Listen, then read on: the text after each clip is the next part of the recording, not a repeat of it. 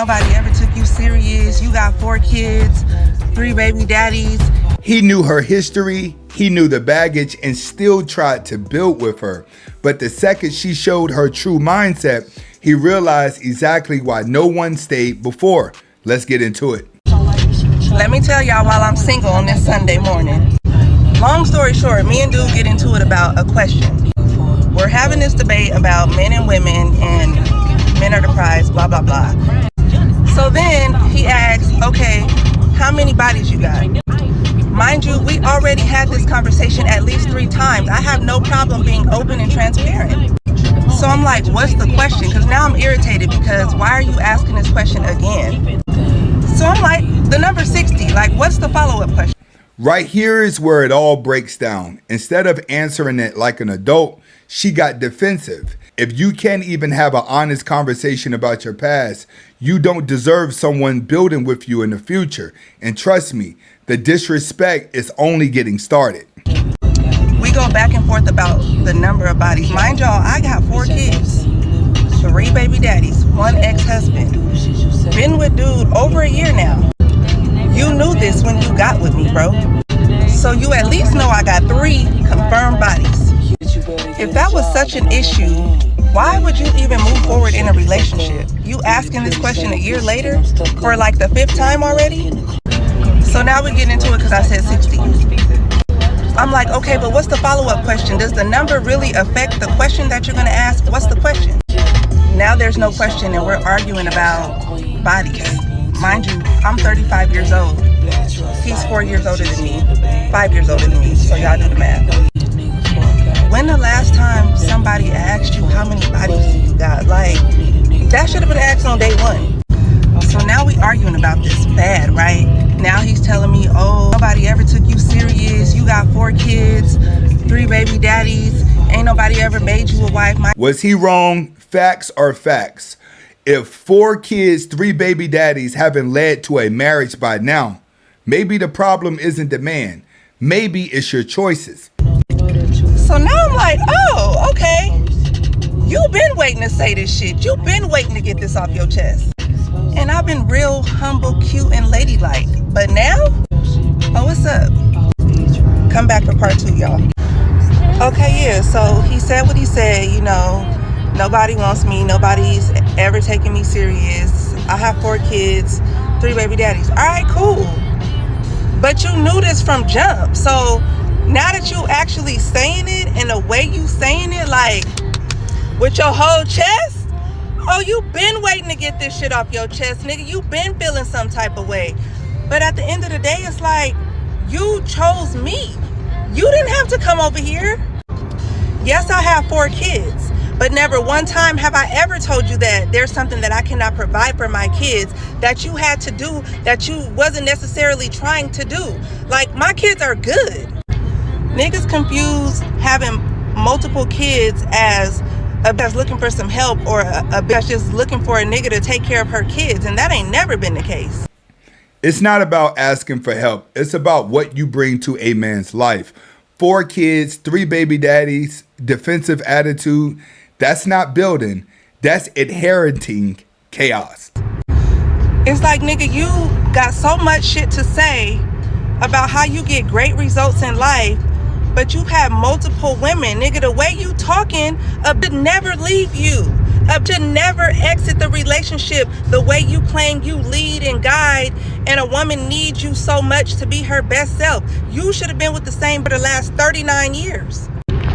At this point, I done completely lost it because it's like, you trying to make me feel bad about having kids and all these failed relationships, but you had this information from the beginning and you still chose to pursue me. Not only that, you moved from California back to Atlanta with me with 4 kids and 4 kids and 3 baby daddies. See, modern women love to brag about who chased them, but being chased doesn't mean you're valued. A man can make a bad decision chasing loneliness. That doesn't mean you were the right choice. And when he saw her true colors, he realized he should have kept running. Now you want to start texting me? Let's get into them text messages. Come back for part 3.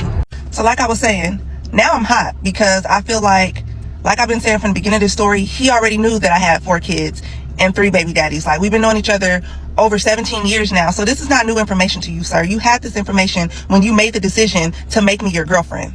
So now we're arguing back and forth. He's telling me I'm nothing. Nobody's ever gonna want me. Nobody ever took me serious. Nobody ever wifed me.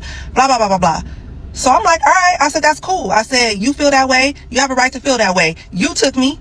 You followed me from California to Atlanta. You did all this stuff, but you got so much shit to say about me.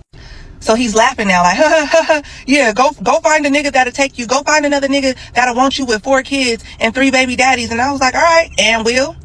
So a few hours later, I get this text, and he's basically saying like, oh, he never wanted to leave me, and he really loves me a lot and wanted to be here for me and my kids. But the way that I view things in life, my mindset is horrible, and my mindset wasn't like this before we moved together. And there it is. The truth finally spilled out. A man can only bite his tongue for so long before resentment comes out. He saw the entitlement, he saw the blame shifting, and he realized she's the problem she refused to admit. Well, you wasn't talking that hot shit before we moved together either. I always say that you will always get a reaction out of me. I'm never just going to act out of character for no reason. I'm not going to disrespect you, cross any type of lines, and I still haven't been disrespectful. So I text him back and I'm telling him, like, it's cool. Like, I'm not trying to change your mind about how you feel about the situation. It is what it is. I'm not pressed. Like, I always tell him that I'm not a crash out. I'm not crashing out. Pride won't raise your value. Acting like you're above accountability is exactly why men walk out. And in the end, she showed why no man stays for that long. And he's used to girls who crash out that way. So when I say that about how I'm not these girls where you from that you used to hyping you up, I'm not crashing out. Oh, the shit hit the fan. He texts back the most disrespectful. She's like, it's a wrap, bro.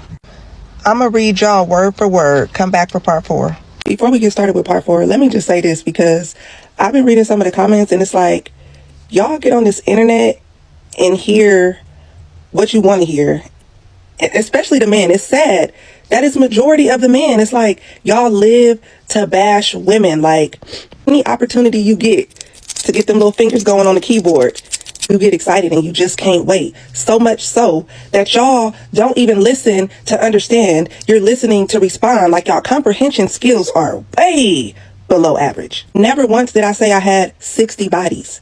I said that we already had that conversation, and I already went through a list with him that I didn't even have to do, but I did, because I don't mind being open, honest, and transparent. So at this point, you asking me this question yet another time, when I feel like the follow-up question has nothing to do with the specific number. So I said, let's just use the number 60, because I'm tired of you asking this question. At this point, you should have been wrote it down and put it in your notes so you can refer back to it later if you got to ask this many times. Anywho, let's get into why y'all hear those text messages. Okay, so I told y'all how he texted me and said he never wanted to leave me, blah, blah, blah, blah, blah. Cool.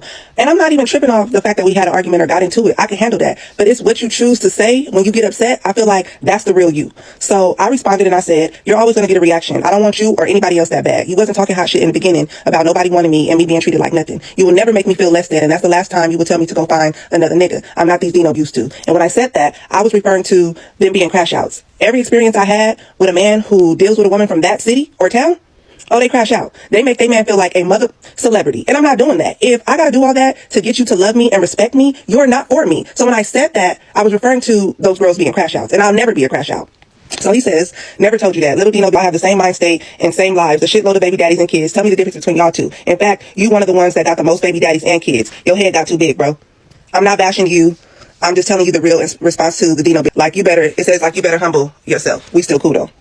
So it's like, you really want to get this shit off your chest that I got kids and baby daddies, because where did that even come from? I wasn't even talking about the number of kids that those girls have. Where are you from? All I was saying is that I'm not going to be a crash out. So it's like, you got so much in here to say about me, yet you chased me, bro. You followed me. You moved to Atlanta with me. You left the girl you was with to chase me. I didn't impress you. I wasn't pressed about being with you or getting with you. You hollered at me on New Year's Eve. You was pressed to see me and be up in my space on New Year's Eve. What are you talking about?